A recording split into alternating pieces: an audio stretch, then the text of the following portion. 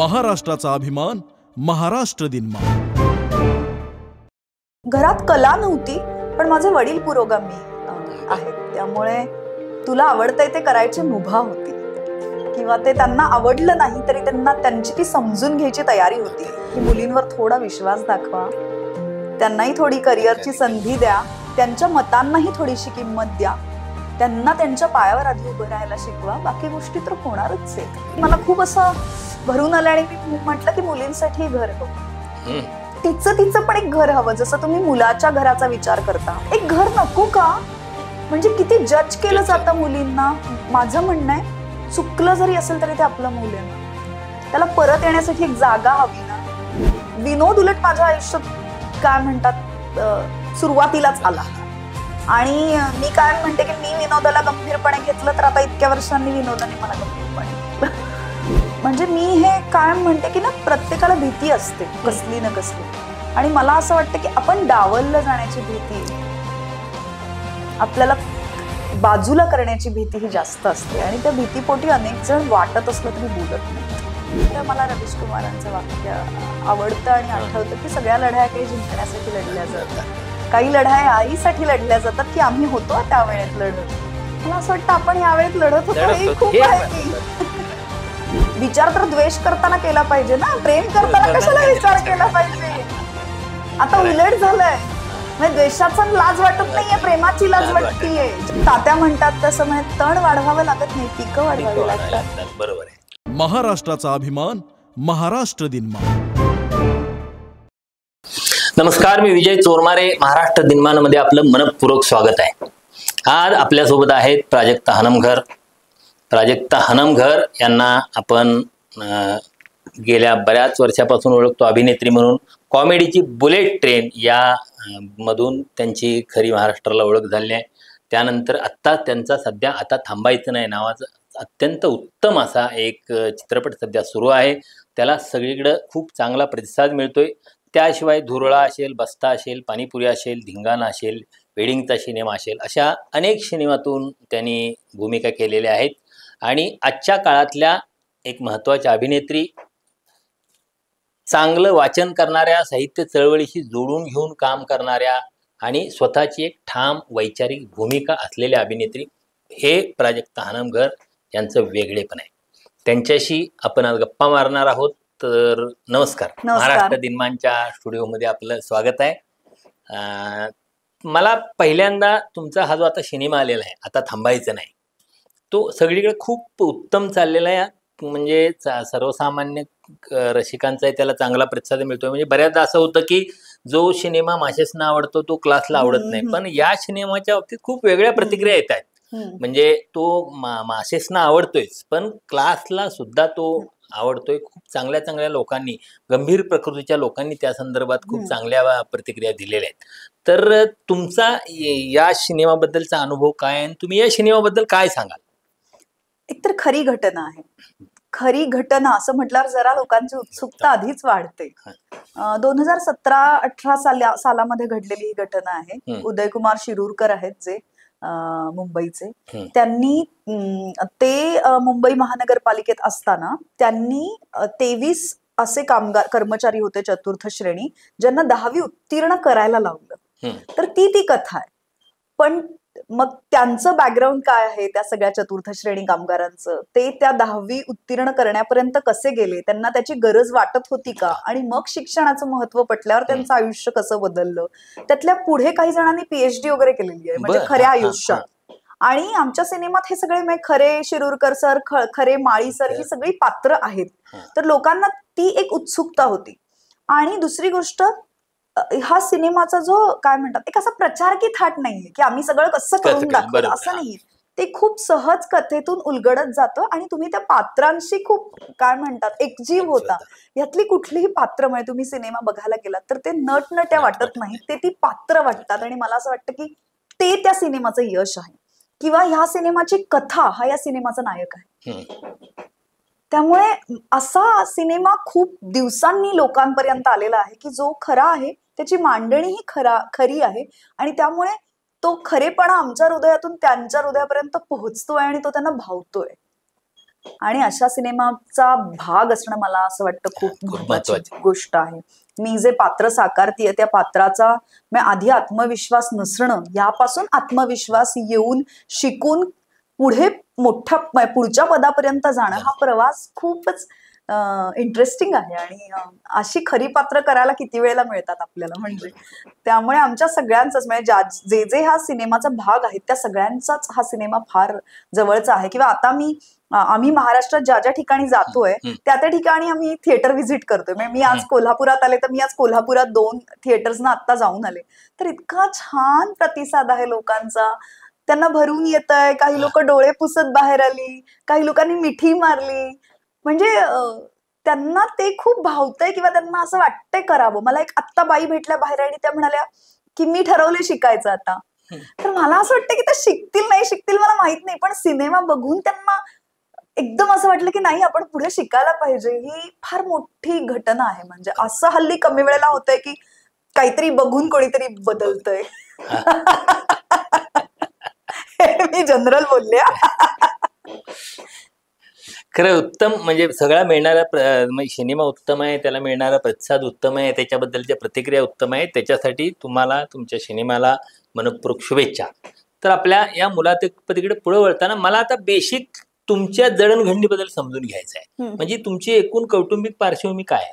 काही नाही, आमच्याकडे कलेचा कही नाहीये. तर म्हणजे मूळच्या कुठल्या? मूळची पुण्याची मी. माझे आई वडील नोकरीच्या निमित्ताने मुंबईत होते, त्यामुळे माझं शालेय शिक्षण आणि महाविद्यालयीन शिक्षण मुंबईत झालं. त्यानंतर माझे आई वडील पुण्यात आले आणि मी मुंबईतच होते कामानिमित्ताने अनेक वर्ष. आणि आता पुन्हा एकदा मुलगी झालीये तर पुन्हा एकदा मी पुण्यात स्थान बसवलेलं आहे. पण घरात कला नव्हती, पण माझे वडील पुरोगामी आहेत, त्यामुळे तुला आवडतंय ते करायची मुभा होती, किंवा ते त्यांना आवडलं नाही तरी त्यांना त्यांची ती समजून घ्यायची तयारी होती. कारण खरं तर मी या क्षेत्रात आले तेव्हा माझ्या आजूबाजूचं, माझ्या ओळखीतलं, मला माहित असलेलं कुणीच या क्षेत्रात नव्हतं. पण मी शाळेपासून खूप स्पर्धा करत होते, त्यामुळे मी कसल्या स्पर्धा? आंतरशालेय स्पर्धा असतात, नाटकाच्या असतात, अभिनयाच्या असतात, वक्तृत्वाच्या असतात, पाठांतराच्या असतात, निबंधाच्या असतात. म्हणजे मी इंटर स्कूलला अशी एकदम माहिती असलेली असायची की ह्या स्पर्धेत तिचं नाव नाही म्हणजे गेली कुठे. तर माझं शाळेतलं अर्ध आयुष्य हे स्पर्धा करण्यात गेलेलं आहे. ह्याचे कारण माझे वडील आहेत. ते फार, त्यांचं असं म्हणणं असायचं की शारदाश्रम विद्यालय, सचिन तेंडुलकरची शाळा. त्यांचं असं म्हणणं असायचं की नंबर येईल काय येईल पण तुला अनुभव तर मिळेल आणि तू तुझं एक शिकशील, काय करायचंय, किंवा वेगळ्या शाळांमध्ये जायचंय किंवा त्या मुलांमध्ये मिसळायचंय. त्यामुळे काम लवकर सुरू झालं माझं तुलनेत. पण घरून माझ्या वडिलांचा सपोर्ट खूप होता, त्यांना माहित नसलं तरी. अट हीच होती की ह्या बरोबर शिक्षण सुरू ठेवायचं. नोकरी करत होते.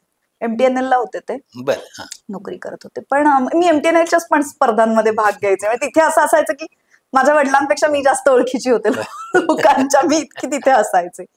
पण त्यांनी पाठिंबा खूप दिला आणि मला असं वाटतं की मी जे ह्या आठवड्यात काल पण मी म्हटलंय की मुलींवर थोडा विश्वास दाखवा, त्यांनाही थोडी करिअरची संधी द्या, त्यांच्या मतांनाही थोडीशी किंमत द्या, त्यांना त्यांच्या पायावर आधी उभं राहायला शिकवा, बाकी गोष्टी तर होणारच आहेत.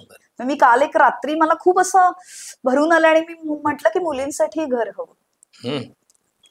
आपल्याकडे हा विचारच केला जात नाही. म्हणजे मला मुलगी झाली तर ती लग्न होऊन कुठेतरी जाईल आणि मग त्या नवऱ्याचं घर तिचं वगैरे असेल, हे सगळं ठीक आहे, पण तिचं पण एक घर हवं. जसं तुम्ही मुलाच्या घराचा विचार करता. एबीपी माझा चर्चा तुमचं ऐकलंय, मला तो मुद्दा खूप महत्वाचा वाटला की मुलीसाठी तुम्ही परत येण्यासाठी एक घर नको का?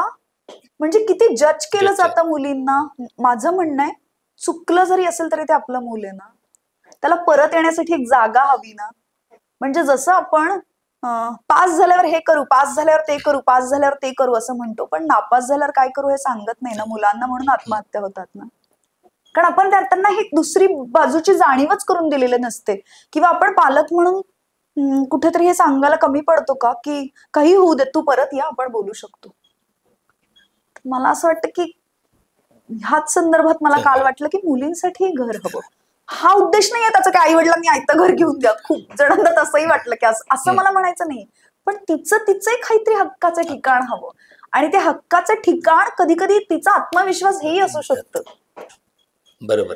तर मला असं वाटतं की आता जरा आपण पालकत्व बदललं पाहिजे, वेगळ्या दृष्टिकोनातून पालकत्वाकडे पाहिलं पाहिजे.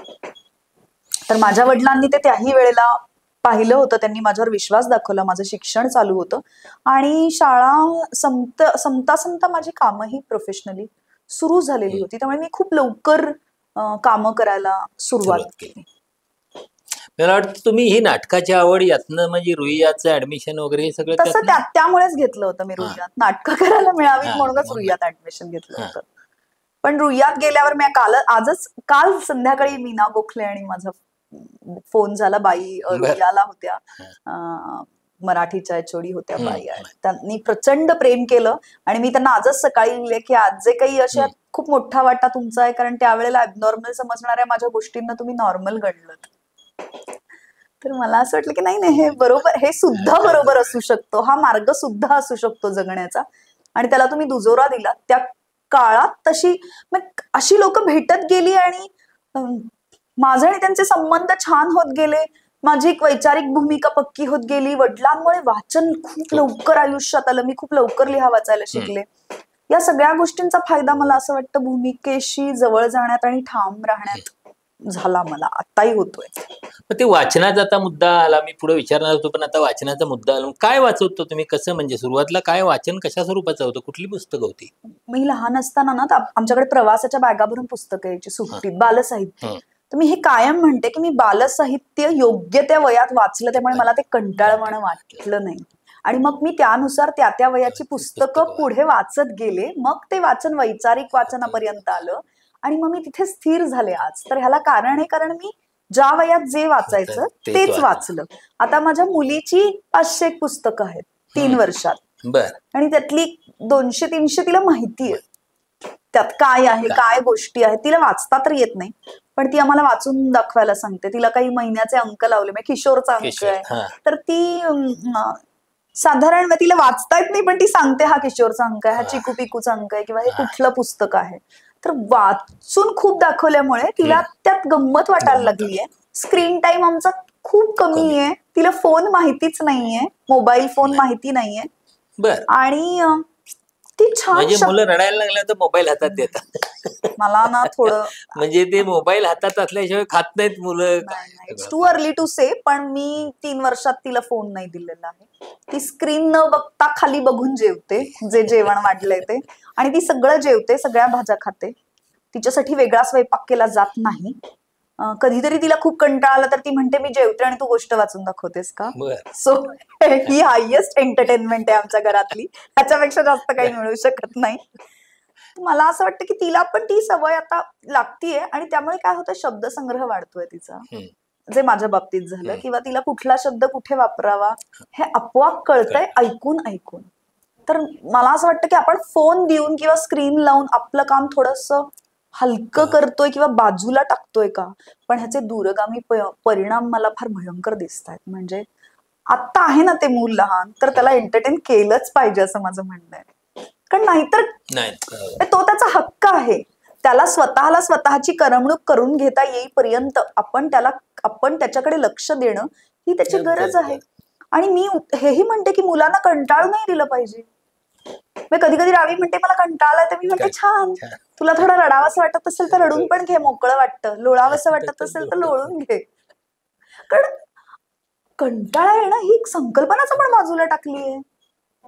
मग नवीन निर्मिती होणार कशी, म्हणजे कंटाळा ही सर्जनशील असू शकतो ना. पण ह्या सगळ्याचं श्रेय मी वडिलांना देते माझ्या. मग तुमचं हे सगळं शाळेतल्या नाटकाची आवड, रुईयातल्या नाटकाची आवड, पण तुम्ही पुढं मग व्यावसायिक रंगभूमी किंवा असं थेट अशा रंगभूमी, व्यापक पातळीवर रंगभूमीवर काय केलं? 2008 साली 8-9 साली एक अंगार नावाचं मोहन वाघांचं चंद्रलेखेचं नाटक केलं होतं. पण त्यानंतर असं झालं की मला खूप टेलिव्हिजनवर कामं आली, आणि ती सलग कामातून कामं येत होती. आणि मी परवाही एका आमच्या चित्रपटाच्या मुलाखतीत म्हटलं की माझा बाप प्रोड्युसर नाही, त्यामुळे मला सुरुवातीच्या काळात कामं निवडायचं स्वातंत्र्य नव्हतं. जे येईल ते काम चांगलं करणं हेच माझ्या हातात होतं, कारण माझ्या पुढचं काम त्यात दडलेलं होतं. त्यामुळे मी जी कामं येत आहेत ती छान करत गेले. म्हणजे पहिली 10 वर्ष, मला आता ह्या वर्षी माझं हे 22वं वर्ष सलग काम करण्याचं, तर मी काम करत गेले. माझं म्हणणं होतं की हे करत करतच तुमच्याकडे चांगली कामं येणार आहेत, कारण आपल्या इथे कोणीच नाहीये आणि आपल्या घरच्या कोणाला माहित नाहीये की इथे कसं अप्रोच व्हायचंय. हे सगळं आपणच करतोय. आपण एका बाजूला शिक्षण घेतोय आणि आपण एका बाजूला काम पण खूप करतोय, असं होतं. पण मला आता काही पुढच्या काळात काही छान नाटक आलं तर मी नक्की करेन. मग ते आता कॉमेडीची बुलेट ट्रेन या व्यतिरिक्त आणखी टेलिव्हिजन नेमकं मेजर काय काय केलं? मी पहिली 10 वर्ष खूप सिरियल्स केल्या. बुलेट ट्रेनच्या आधी पण मी फुबाई फू केलं. फुबाई फू, येस. ते त्यामुळे बरोबर आहे. ते आता काय होतं, इतके कॉमेडी शोज, इतकी नाव, त्यामुळे ते किंवा मी सगळ्यांना जुन्या सगळ्यांना आता हास्य जत्रात. किंवा मी पहिल्यांदा जे केलं होतं घडले बिघडले नावाची सिरियल, होय, त्यात मी होते. ते पॉलिटिकल सटायरच होतं. तर विनोद उलट माझ्या आयुष्यात काय म्हणतात सुरुवातीलाच आला. आणि मी काय म्हणते की मी विनोदाला गंभीरपणे घेतलं, तर आता इतक्या वर्षांनी विनोदाने मला गंभीरपणे घेतलं. आणि विनोद हा अत्यंत सिरियस बिझनेस आहे, प्रश्न कठीण आहे. तर ते करून करूनच साध्य झालं. फक्त बुलेट ट्रेननी असं झालं की एक मी मराठवाड्याच्या भाषेत बोलीमध्ये काम केलं, त्यामुळे तो एक शिक्का माझ्यावर बसला जो मला आवडतो खूप. अनेकांना शिक्के बसलेले आवडत नाहीत, पण तो मला आवडतो, कारण त्या निमित्ताने मला मराठवाड्याची मानसकन्या म्हटलं गेलं. किंवा आजही मी कुठे स्केट करायला गेले तर माझा उल्लेख हा मराठवाडा बुलेट होतो. तर मला असं वाटतं की मी ज्या भागातलीच नाहीये, ज्या भागातलं माझं कुणी नाहीये, तिथली लोक मला त्यांची मुलगी समजतात. ह्यापेक्षा मोठं काय असू शकतं. म्हणजे परवा मी एका अवॉर्ड फंक्शनला गेले, तिथे एक जुन्या अभिनेत्री भेटल्या आणि त्या मला म्हणाल्या की तू औरंगाबादची आहेस का? तर मी म्हंटल नाही हो, सॉरी, पण मी पुण्याची आहे. तर त्या म्हणाल्या पण तुझ्या वाईब्स किती मराठवाड्याच्या आहेत. तर हे किती आनंददायी आहे, मला असं वाटतं.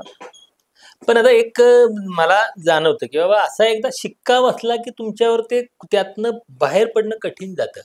तुम्हाला असं काय त्याचा फायदा तोटा असं काय वाटलं का? मला फायदा म्हणते झाला. त्यानंतर माझ्याकडे त्याच पद्धतीच्या भूमिका आल्या, तरी भूमिका आल्या. मी एक सतत काम करत होते आणि ते सतत काम करून फायनली मी आता थांबायचं नाही पर्यंत आले की जी भूमिका अजिबात अशी नाहीये. तरीही त्याच्यासाठी माझा विचार केला गेला, कारण काही वर्षांनी का होईना लोकांना जाणवत जातं की नाही, ही हेही करू शकते, ही तेही करू शकते. तर मला ना कामातलं सातत्य हे जास्त महत्वाचं वाटतं. ह्या सगळ्याच्या पलीकडे जाऊन तुम्ही सतत काहीतरी काम करत आहात आणि तुम्ही स्वतःला पॉलिश ठेवत आहात, तुम्ही तुमच्यावर पण काम करत आहात, हे सगळ्यात जास्त महत्वाचं. तुम्ही हे तुम्हाला कामं मिळत गेली हे सगळं सांगताय, पण इथं नेहमी येणारा प्रत्येक जण सांगतो की इथं खूप स्ट्रगल आहे. तर हे नेमकं काय, हे डिफाईन कसं करा हे स्ट्रगल? मला ना स्ट्रगल हा शब्दच आवडत नाही. मला असं वाटतं की मी माझ्या मनाने आले की नाही, इथे मला कोणी ढकललंय का जा आणि काम कर, किंवा हे नाही हेच करायचंय तू, बाकी काही करायचं नाही. म्हणजे निवड माझी आहे की नाही. मग तुम्ही त्या गोष्टीकडे पाहता कसा, दृष्टिकोन खूप महत्वाचा आहे. त्यामुळे माझा दृष्टिकोन हा हे मी निवडलेला आहे आणि ह्या सोबतीने मी शिक्षण घेते आहे. त्यामुळे असं नाही होणार उद्या अगदी की ह्यात नाही झालं तर मी काही करू शकणार नाही, असं होणार नाहीये. तर मी दुसरी बाजू मी मुलांशी बोलायला गेल्यावर मी हल्ली काय म्हणते की नुसत्या प्लॅन ए वर थांबू नका, BCD पण तयार ठेवा. कारण आत्ता नोकऱ्यांचं युग नाहीये, पण कामाचं युग नक्की आहे. तुम्हाला कामं नक्की मिळणार आहेत. तर तुम्ही या सगळ्या गोष्टीकडे पाहता कसं? म्हणजे मी कुठल्याही ग्रुपचा भाग आहे का? तर नाही.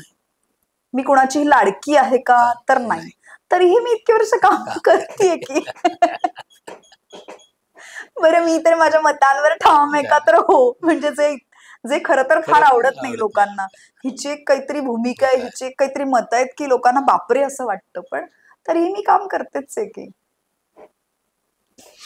कसं इथं या क्षेत्रात, म्हणजे अर्थात कुठलंही क्षेत्र असलं, ते सिनेमात नाही, कुठलंही क्षेत्र असलं तरी त्या क्षेत्रात येताना, सुरुवात करताना आपल्या पुढे एक रोल मॉडेल असतं की आपण हे असं, आपल्याला या मार्गाने जायचंय, आपल्याला असं याच्यासारखं बनायचंय.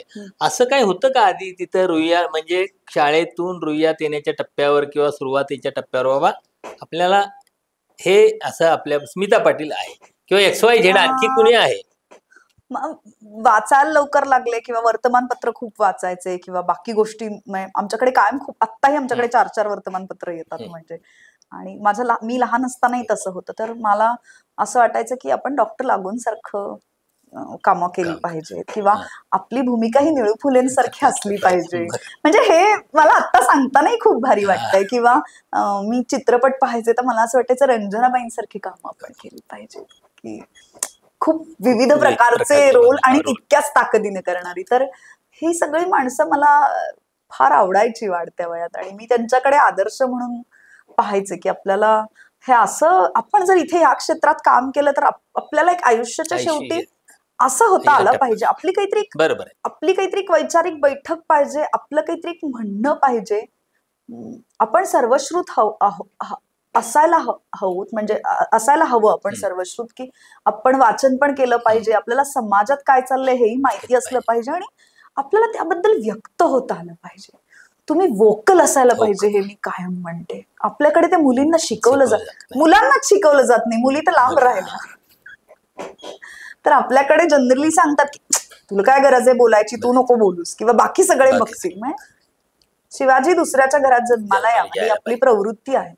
तर मला असं वाटतं आहे होऊन काही उपयोग नाहीये. मला ही सगळी माणसं बघितल्यावर असं वाटायचं की नाही, हे छान आहे, आपल्याला असं व्हायला. तुम्ही शाळेत किंवा कॉलेजमध्ये असताना रुईयाला तुमच्या समकालीन कोण होतं जे आता आहेत इंडस्ट्रीत, असं कोणी होती का त्या काळात पुढं माग? हा, मागे होते, क्षितिज जोग होती, मनवा नाईक होती, पुढे स्पृहा जोशी होती, बरेच जण होते. म्हणजे रुईयाचे खूप जण आता काम करतात, कारण रुईया नाटकासाठी तुमच्या समकालीन तुमच्या बरोबरीचे कोण कोण होते? माझ्या अगदी बरोबरीचं अगदी बरोबरीचं कोण नाही, पुढे मागचे बरेच जण आहेत. खूप जण आहेत, कारण रुईया त्याचसाठी ओळखलं जातं. म्हणजे अगदी प्रत्यक्ष अभिनयात नसले तरी टेक्निशियन्स खूप आहेत, खूप जण आहेत, कारण रुईया ह्याचसाठी प्रसिद्ध आहे. आता तुम्ही भूमिकेच्या संदर्भात बोलला की मी माझी मतं ठाम मांडते. म्हणजे खरं तर मराठीत ही फार कमी लोक दिसतात थेटपणे कुठल्याही विषयावर भूमिका मांडणं, भूमिका घेणं. म्हणजे आता अतुल कुलकर्णीला वाटलं काश्मीरचा पहलगाम हल्ला झाला, आपण काश्मीरला जायला पाहिजे, लोकांनी काश्मीरला यावं, काश्मीरी माणूस हा भारतीय आहे आणि त्याच्याशी आपण जोडून घ्यायला पाहिजे असं वाटतं. हे आपल्याकडे एकूण म्हणजे विशेषतः मराठीत 4-2 नावं सोडली तर अशी फार नावं दिसत नाहीत. म्हणजे ह्या भूमिका घेण्याचे काही तोटे असतात तुम्हाला? काय तोटेच आहेत. आणि ते म्हणजे मी हे कायम म्हणते की ना, प्रत्येकाला भीती असते कसली ना कसली, आणि मला असं वाटतं की आपण डावललं जाण्याची भीती, आपल्याला बाजूला करण्याची भीती ही जास्त असते, आणि त्या भीतीपोटी अनेक जण वाटत असलं तरी बोलत नाहीत. तर ठीक आहे, पण जी 2-4 माणसं बोलतायत ती पुढे लक्षात ठेवली जातील असं मला कायम वाटतं. म्हणजे अगदी मला आश्चर्य परवा असं वाटलं की गिरिजा ओकनं सुद्धा त्याच्यावर भूमिका घेतली. मला म्हणजे असं कुणी साधा ह्याचा शब्द आला, ती कुणाल कामराच्या स्टुडिओवर हल्ला झाल्यानंतर ती म्हणली हे काय गरज आहे असं. म्हणजे एरवी काही मराठीतले नट त्या कुणाल कामराला फोडून काढायचा असा विचार करत असताना गिरिजा ओक म्हणली की हे असं का घडतंय. मला म्हणजे तेच तर खूप दिलासादायक वाटतं. अरे कोणतरी आहेत, 4 लोक आहेत, इतकी आपल्याकडे मराठीत म्हणजे भूमिका घेण्याच्या संदर्भातली खूप ही अवस्था आहे. म्हणजे खर तर असं असायला नको. कलावंतानं भूमिका घ्यायला पाहिजे. तुम्ही कोणीही माणूस म्हणून कलावंत, विशेषतः कलावंत अशासाठी म्हणतो की तुमचा प्रभाव असतो समाजात. पण मग तुम्ही विरोधी भूमिका घेणार, तेच म्हटलं सत्तेच्या सोयीच्या भूमिका व्यवस्थित सगळे घेत असतात ना, पण सत्तेच्या विरोधातल्या असं नाही, पण एकूण वैचारिक भूमिकेच्या अनुषंगाने जे चांगलं आहे त्याच्या बाजूने उभं राहणे. भूमिका म्हणजे काय, चांगलं आहे त्याच्या बाजूने उभं राहण्याची, सत्तेच्या बाजूने, आणि चांगलं आहे त्याच्या बाजूने उभं राहणे. या बाबतीत आपल्याकडे फार म्हणजे पण मला जेव्हा असं वाटतं तेव्हा मला रवीश कुमारांचं वाक्य आवडतं आणि आठवतं की सगळ्या लढाया काही जिंकण्यासाठी लढल्या जात नाहीत, काही लढाया आईसाठी लढल्या जातात की आम्ही होतो त्या वेळेत लढत. मला असं वाटतं आपण या वेळेत लढत होतो. पण हे वैचारिक भूमिका घेणं तुम्ही थेट राजकीय भूमिका जर घेत असता, म्हणजे ऐन निवडणुकीच्या काळात तुमच्या स्टेटसला अमक्या पक्षाला मत द्या, अमक्या उमेदवाराला मत द्या, हे पोस्टर चिकट होता. पण हे नागरिक म्हणून मी करूच शकते ना, म्हणजे तितकं म्हणजे हे करू नका असं म्हणणं नाही, पण इतकी थेट भूमिका घेताना करू नकाचे मेसेज येतात ना मला. तुम्ही हे करू नकाचे मेसेज येतात, हे केल्यावर तुम्ही कसे बाजूला पडाल याचे मेसेज येतात, हे सगळं झालेलं आहे. पण माझं म्हणणं हे हे कलावंत म्हणून नाही, नागरिक म्हणून मला संविधानाने काही हक्क दिलेले आहेत ना. हा माझा संविधानिक हक्क आहे की मी कुणाला मतदान करावं, मी कुणाची बाजू घ्यावी, मी कुणाचा प्रचार प्रसार करावा, तो हक्क मी वापरतीये. इतकं सहज आणि सोपं आहे माझ्यासाठी ते.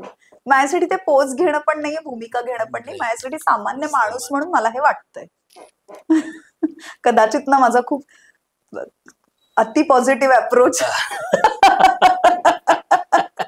फार तर फार काय होईल असा अप्रोच मला असं वाटतं. ह्या सगळ्यात महत्वाची एक गोष्ट असते की आपल्याला मनात गिल्ट राहत नाही. सगळ्यात महत्वाची गोष्ट की आपण तिथं गप्प राहिलो नाही, हा गिल्ट राहत नाही आपल्या मनात. ही यातली सगळ्यात चांगली गोष्ट असते मला वाटतं. भूमिका घेणं वेळ म्हणजे जे आपल्याला ज्या क्षणी वाटतं ते, आता अर्थात ते व्यक्त कशा पद्धतीनं होतं, सगळं बोलूनच व्यक्त होतं असं नाही. प्रत्येक गोष्ट प्रत्येक कलावंत आपापल्या कलेच्या माध्यमातून वेगवेगळ्या पद्धतीने अभिव्यक्त होत असतो. मला वाटतं आपण बोलतो, लिहितो, आपण बोलण्याच्या माध्यमातून, तो लिहिण्याच्या माध्यमातून होतो. त्यामुळं ही महत्वाची गोष्ट असते आजच्या काळात भूमिका, आणि त्यासाठी किंमत द्यायला लागते. तुम्ही मान्य केलं की आपण तयारी आहे. त्यामुळे आपली प्रवाह बरोबर राहायला काहीच लागत नाही. प्रवाह विरुद्ध पोहायला म्हणजे भूमिका घेतली नाही म्हणून आपण झोपमोड करून घेण्यापेक्षा भूमिका घेऊन शांतपणे झोपणं हे कधी चांगलं असतं, असं माझं व्यक्तिगत मत आहे. माझंही असंच व्यक्तिगत मत आहे. आणि माझं म्हणणं आहे कोणीतरी तर हे करायला हवं ना. आणि जर आपल्याला हे करता येतंय तर का नाही, आपण हे मांडू शकतोय तर का नाही. आणि विचार तर द्वेष करताना केला पाहिजे ना, प्रेम करताना कशाला विचार केला पाहिजे. आता उलट झालंय, म्हणजे द्वेषाचा लाज वाटत नाहीये, प्रेमाची लाज वाटतीये. ज्या गोष्टी सहज आहेत त्याची वाटतीये. मग मला कशाला प्रेम करताना लाज वाटली पाहिजे किंवा मी दुसरा विचार केला पाहिजे, करू का नको.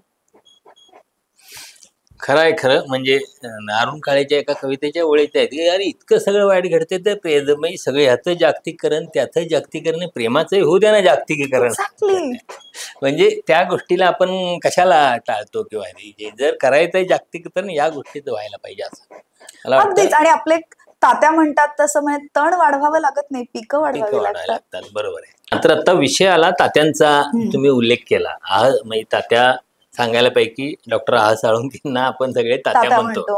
हा, तर तुम्ही म्हणजे त्यांच्या खूप जवळ असता, त्यांचं साहित्य खूप जवळ असतं. तुमच्या एका मुलाखतीत मी असं ऐकलं होतं की तुम्हाला डोहाळे लागले होते, तर ते डोहाळे तात्यांना भेटण्याचे डोहाळे लागले होते. हे खरं आहे. मला 7व्या महिन्यात असं झालं, मला त्यांना भेटायचंय. आणि मी अशी भरून येतय आणि वगैरे अशी मुलगी नाहीये, म्हणजे तुम्ही मला ओळखता, मी तशी खूप खमकी मुलगी आहे. पण मी माझ्या नवऱ्याला म्हटलं की नाही, मला त्यांना पाहायचंय, मला हातात घ्यायचे त्यांचे. तो म्हणाला चल जाऊ. त्याने मला सातारला घेऊन गेला तो 7व्या महिन्यात. आणि काहीच नाही, मी त्यांचे हातात घेतले आणि मला खूप भरून आलं. तेवढंच करायला मी तिथे गेले होते. आणि रावी पहिला शब्द तात्या म्हणाली.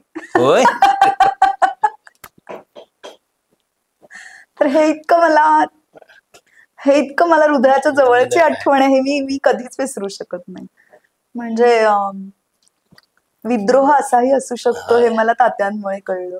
त्यांचं तुम्ही म्हणजे कधीपासून वाचताय तात्यांचं सगळं? तात्या सहवासात येऊन मला 8-10 वर्ष झाली तात्यांबद्दल वाचतीये. पण अधिक तात्या जवळचे झाले, तात्यां वाचन आयुष्यात आलं तात्यांची पुस्तकं महावीर जोंधळेंमुळे. हा बरोबर. हा म्हणजे तो धागा आधी तिकडून महावीरबाईंच्या महावीर बाबांचे मी मानसकन्या आहे. त्यांचा माझ्यावर प्रचंड जीव आहे. आणि ते काय वाचावं काय वाचू नये वगैरे ह्याचं मार्गदर्शन फार मला छान करत असतात. तर तात्यांची पुस्तकं आयुष्यात आली महावीर बाबांमुळे, आणि तात्या प्रत्यक्षात आयुष्यात आले इंद्रजित घुलेमुळे. मानसपुत्रच आहे तो त्यांचा म्हणजे.